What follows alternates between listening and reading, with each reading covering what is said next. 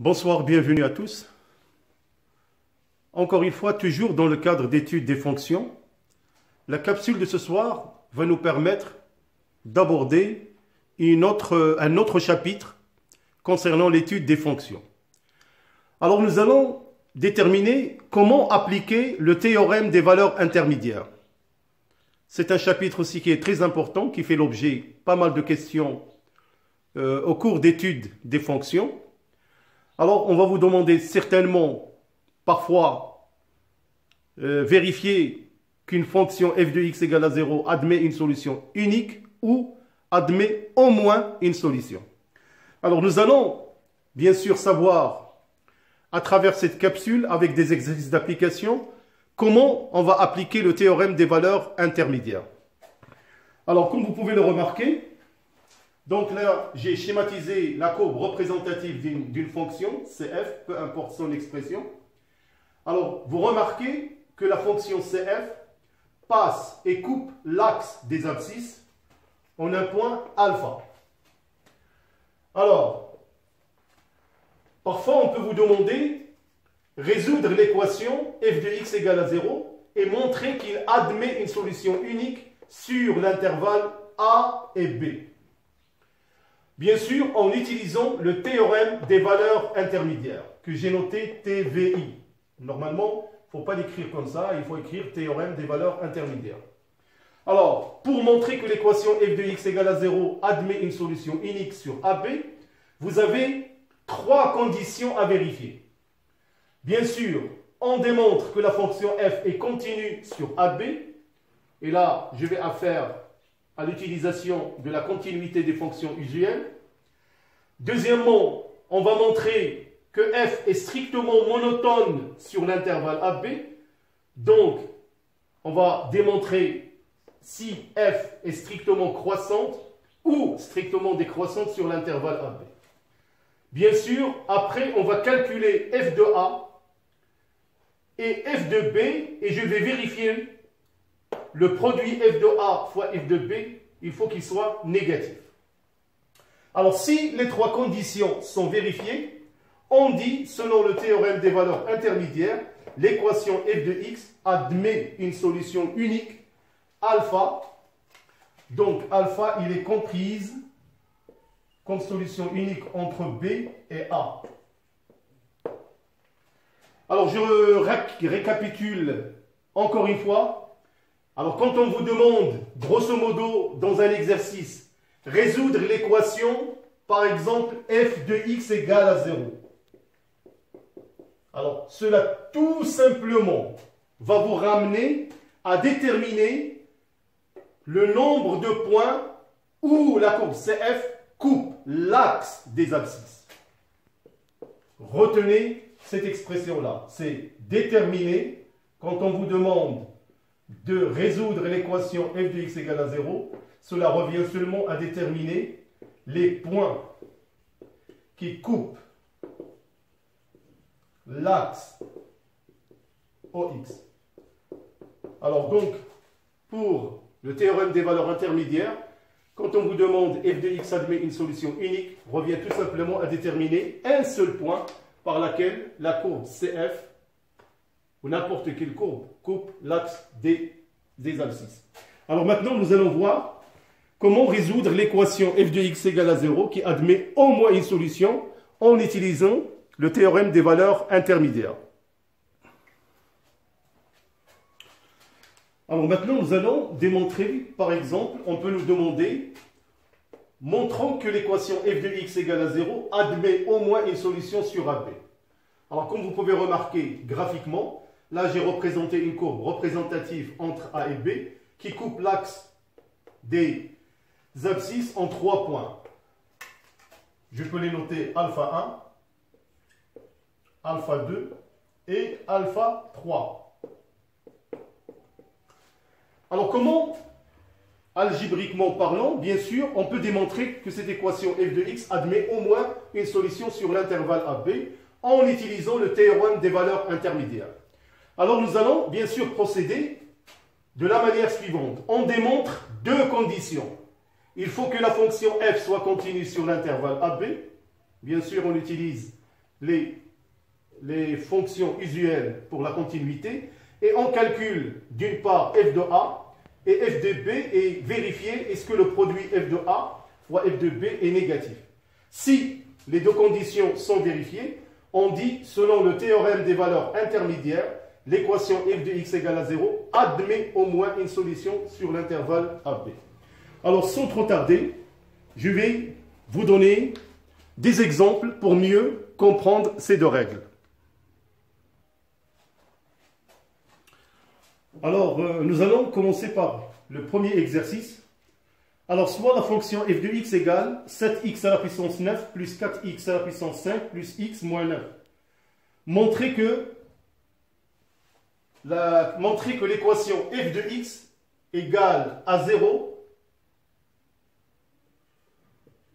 admet une solution unique sur l'intervalle 0,1. Alors, comme je vous ai dit, il suffit seulement d'appliquer les trois conditions en utilisant le théorème des valeurs intermédiaires. Donc, essayez avant et après, on passera à la correction. Alors, donc, nous allons passer à la correction. Donc, je vais tout simplement appliquer les trois conditions qu'on a étudiées. Alors, pour que l'équation f de x égale à 0 admet une solution unique sur l'intervalle 0,1, il faut vérifier tout d'abord que f de x ou la fonction f est continue sur cet intervalle. Alors, on remarque que la fonction est un polynôme qui est continu sur R et en particulier, il est continu sur l'intervalle 0,1 qui est inclus dans R. Alors, pour déterminer la monotonie de f, il suffit de calculer f' de x qui est égal à cette dérivée. Donc, après dérivée, on va trouver f' de x égale 63x à la puissance 8, 20x à la puissance 4 plus 1. Alors, si vous remarquez f' de x, on remarque que quel que soit x appartenant à R, f' de x, il est positif, ce qui implique que la fonction f est strictement croissante. Donc, la deuxième condition est vérifiée. Il reste, bien sûr, à calculer f de 0, vous allez trouver moins 9, f de 1 égale à 3. Si vous faites le produit, f de 0 fois f de 1, il est bien négatif. Donc, selon le théorème des valeurs intermédiaires, l'équation f de x égale à 0 admet une solution unique sur l'intervalle 0,1. C'est-à-dire qu'il coupe l'axe des abscisses en un seul point. Ce point-là, il est compris entre 0 et 1. Alors, nous allons traiter un deuxième exercice. Alors, donc, notre deuxième exercice, soit la fonction f de x égale x au cube moins 4x plus 3. Montrer que l'équation f de x égale à 0 admet au moins une solution sur l'intervalle 2, 3. Bien sûr, nous allons appliquer la deuxième règle du théorème de valeur intermédiaire. Donc, vous avez deux conditions à vérifier. Donc, je vous laisse le temps d'essayer avant de passer à la correction. Alors donc, nous allons utiliser tout simplement le théorème des valeurs intermédiaires. On a f de x égale x au cube moins 4x plus 3. Alors, pour montrer que l'équation de x égale à 0 admet au moins une solution sur 2 sur 3, nous allons vérifier les deux conditions. Alors, tout d'abord, on va montrer que f est continu, comme c'est un polynôme. Il est continu sur R, en particulier sur l'intervalle de 3. Avec l'intervalle de 3, il est inclus dans R. On calcule f de 2, vous allez trouver moins 3, f de 3 égale à 12. Si vous faites le produit, il est bien négatif. Selon le théorème des valeurs intermédiaires, donc l'équation f de x égale à 0, admet au moins une solution sur l'intervalle 2, 3. Alors maintenant, nous allons passer pour un troisième petit exercice qui est important. Vous allez faire très attention. Alors, nous allons aborder le dernier exercice de cette capsule concernant les théorèmes des valeurs intermédiaires. C'est un exercice qui est très intéressant, comme vous allez le découvrir. Alors, soit f de x égale 1 sur x moins x au cube, déterminée de f. Alors, vous allez montrer que f' de x égale moins 3x au carré moins 1 sur x au carré, seulement sur l'intervalle 0 plus l'infini qu'on va étudier la fonction. Alors, établir le tableau de variation sur cet intervalle 0 plus l'infini. Troisièmement, montrer que f de x égale à 1, cette équation, admet une solution unique alpha appartenant à l'intervalle 0 plus l'infini. Donc, voilà la question qui est intéressante.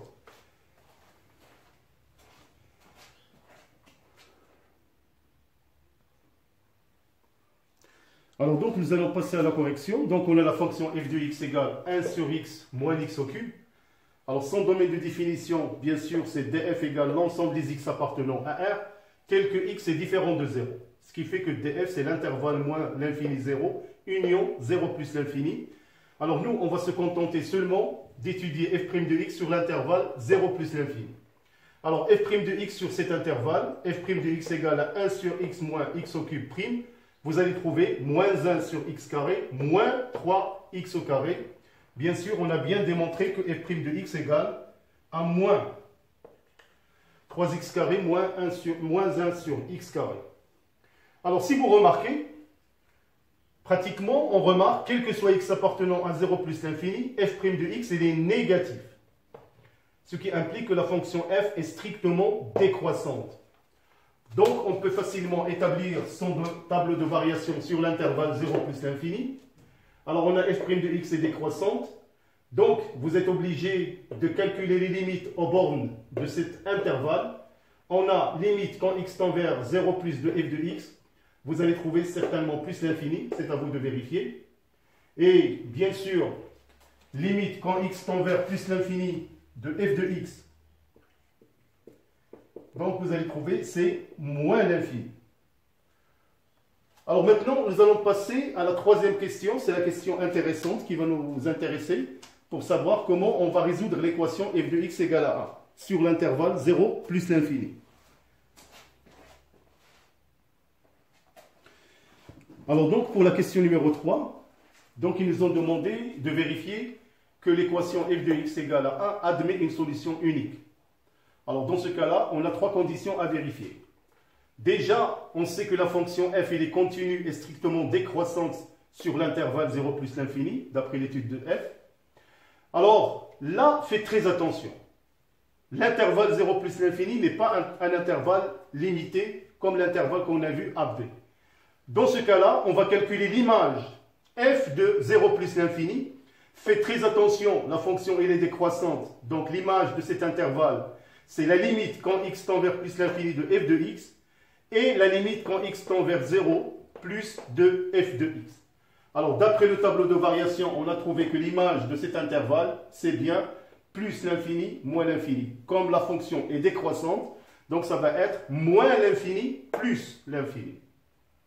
Alors, comment maintenant conclure que la fonction f de x égale à 1 admet une solution unique? Il suffit seulement de vérifier est-ce que 1 appartient à cet intervalle. Bien sûr. Donc, alors, comme 1 appartient à l'intervalle moins l'infini plus l'infini, on peut justifier que l'équation f de x égale à 1 admet une solution unique appartenant à l'intervalle 0 plus l'infini, d'où l'intérêt des théorèmes des valeurs intermédiaires. Donc, encore une fois, mes chers élèves, avant de terminer, c'est une partie qui est très importante, qui va enrichir certainement l'étude d'une fonction, quand on aura l'occasion, bien sûr, comme je vous ai dit, d'attaquer l'étude des fonctions ln, logarithme népérien et les fonctions exponentielles. Donc, j'espère que vous allez profiter amplement de ces capsules. Il faut les voir et les revoir, c'est très très important. Voilà, donc je vous remercie de votre aimable attention. Merci pour vos commentaires. Ça m'encourage. Je vous donnerai le meilleur, le maximum. Donc soyez prêts. À bientôt et bonne soirée.